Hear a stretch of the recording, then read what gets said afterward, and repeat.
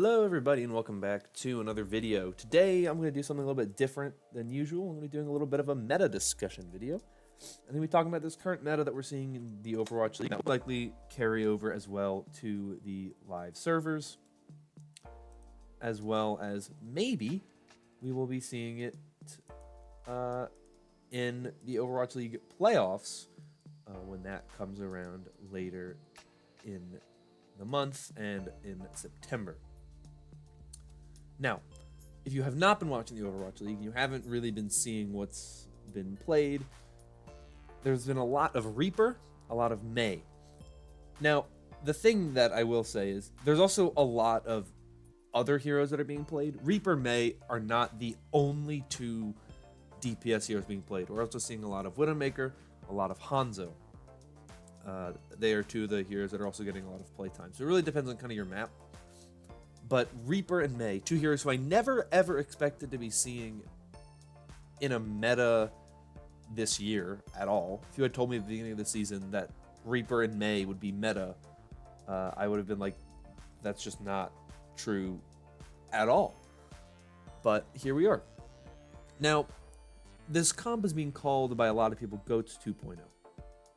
And the idea, I guess, behind that is that you have two very tanky heroes that are able to survive very well. They're, have high survivability. Reaper obviously has his lifesteal passive ability, so anytime it does damage, he gets healed up. Mei can wall people off to protect herself. She can put herself in an ice block. So there's two heroes now that are the damage heroes that are super high survivability. And that's why people are calling it GOATS 2.0, because it's essentially just saying you have more tanky heroes again. The issue with that, of course, is that you don't really then have the same tanks, right? You're running Orisa Hog, you're not running Reinhardt Zarya. But in general, that's what people are calling this composition. It's a very interesting composition to watch. It certainly took me by surprise to see Reaper getting played as much as he is, but it's also not that weird when you think about the fact that Reaper got some really major buffs not that long ago in the hopes that they could turn the game away from a tank-heavy meta into a meta where you're getting damage dealers played. Now you bring in this meta where you have to play damage dealers, and people are resorting to playing Reaper in this meta. And of course, Mei is just a very good hero for blocking off chokes and for separating people from their teammates. That is really what Mei does best. So it's two heroes that I'm genuinely surprised that we're seeing them now, but I'm not surprised that these are heroes that have become meta. I'm surprised they became meta when they did and as quickly as they did. But these are heroes that I've kind of been surprised by the fact that we haven't actually seen them anywhere anytime recently. Mei especially is a hero that I think is really, really good. It's hard to beat a Mei.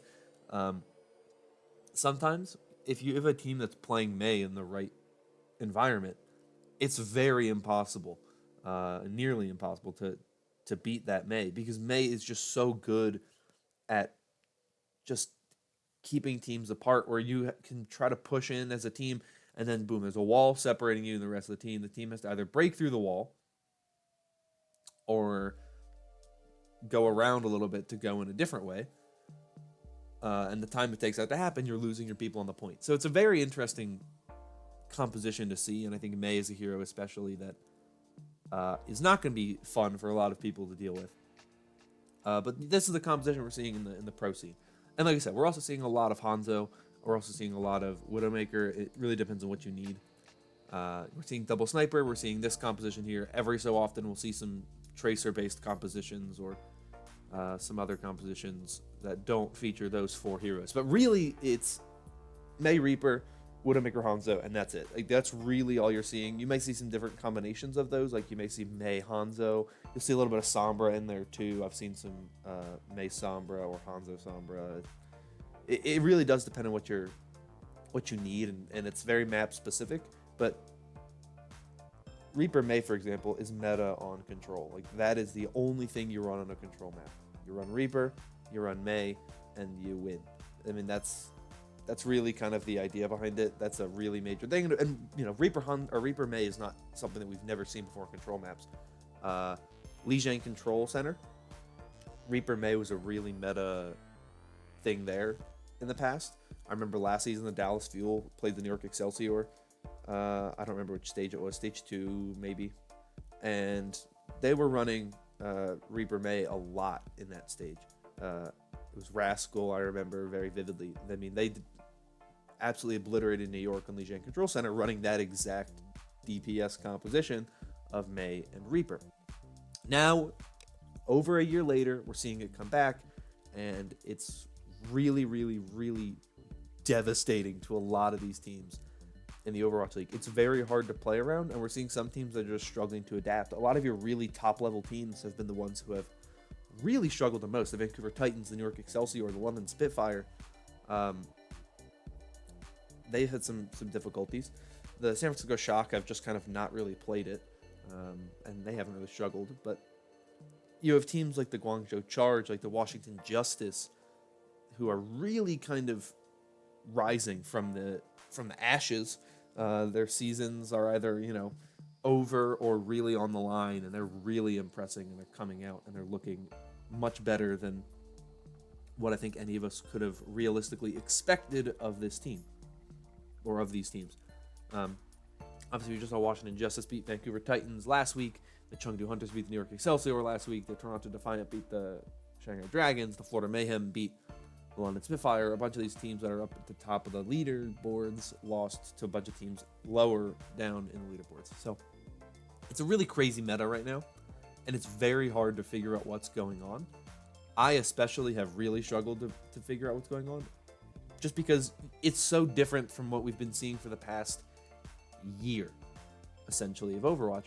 And it's the fact that it's so different that teams that were really good in past metas are now really bad. And I think it's good that we're getting to this point in time, because it makes it more difficult to know which team will be the best team in the league, right? Who is going to be the best? Who's going to walk away from this season of the Overwatch League as the best team in the league? Who's going to win the grand finals? I certainly don't know. I can't tell you.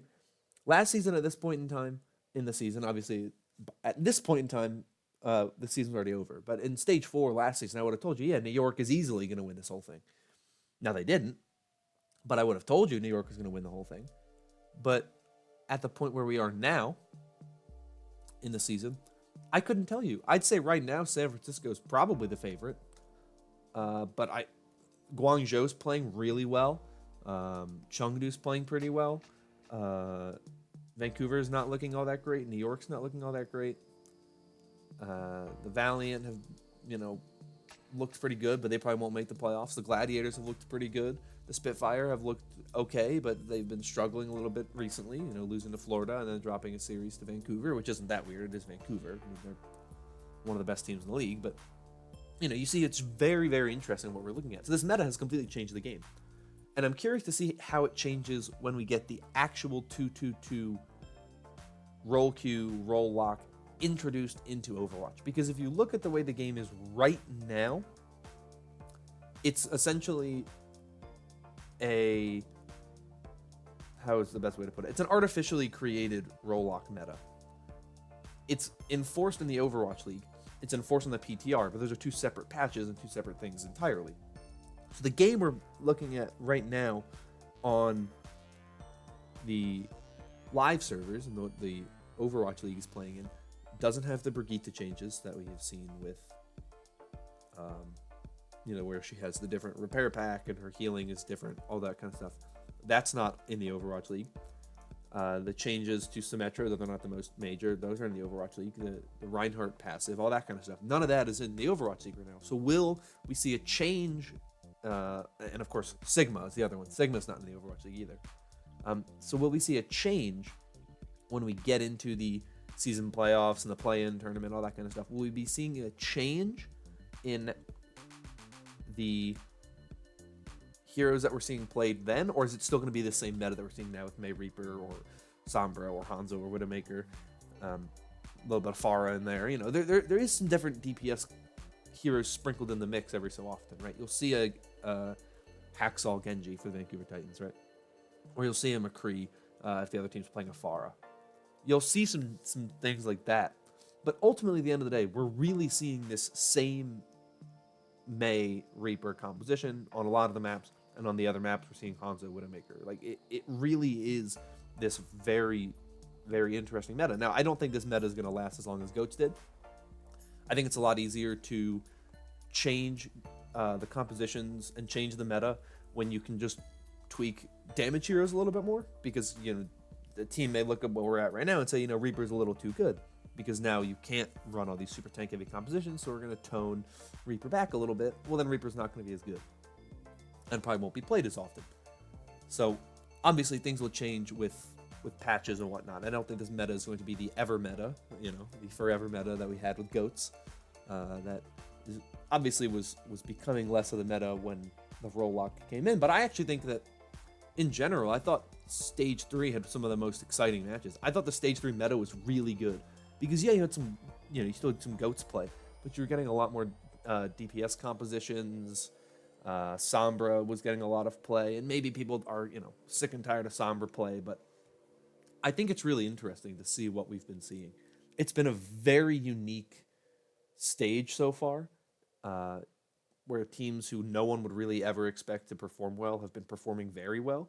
So I'm excited to see kind of how the meta shifts a little bit when we get into the playoffs and see which team kind of rises to the top. It's that point in the season now where every match matters. When did you get to playoffs? Especially every match matters. For some of these teams right now, every match is incredibly important. And if they want to make it into the season playoffs, whether it be the top 12 or the top 6, they got to win now. And they have to do it as quickly as possible. Because obviously spots are going fast for the Overwatch League playoffs. Of the top 12 spots, there are 5 already secured. 3 of those are top 6 spots guaranteed. So I guess, you know, in that way, there's really only 2 top 12 spots that are locked up. But that's still, that means, you know, there's only a few more spots left to grab there. So it'll be interesting to see how all this stuff shakes down. And it's really interesting, I think, to see how this meta has developed. It's a very different meta than I ever expected. I'm really excited to see where this season finishes off. But yeah, that's really all I got for you. I'm curious to see what you know, or what you have to say, how you feel about this whole meta. I'd love to hear your thoughts in the comments down below. This video, sorry if it was a little all over the place. I just don't really know how to process this meta fully. It's so different from anything I thought we'd ever see, and I'm trying to figure out what's going on this season. It's been weird. This competitive beta season coming real soon, coming on Tuesday, so we'll get to get a bit of a taste of the way this will shape up when we get to a larger player base. More than just the PTR, we'll get it on consoles, we'll get it on the live servers where more people actually play. So I'm excited to see where we get with all this stuff. It's going to be interesting to see how role lock officially being implemented affects the meta going forward. Whether or not we see this Reaper Mei meta as a really popular meta on the live servers is yet to be seen, though I would say it'll probably be more popular the higher the rank you are. As you get lower down the ladder, people don't play what's the meta, they just play the heroes that they want. So we'll see what goes on from here on out. But I'm excited to see what happens. I'm excited to see how the meta develops further. And that is officially everything I have for you. So if you guys enjoyed, consider liking and subscribing. It helps out a lot with the channel. But I'm going to get out of here. So until next time, hope you all have a great day. And I'll see you all later.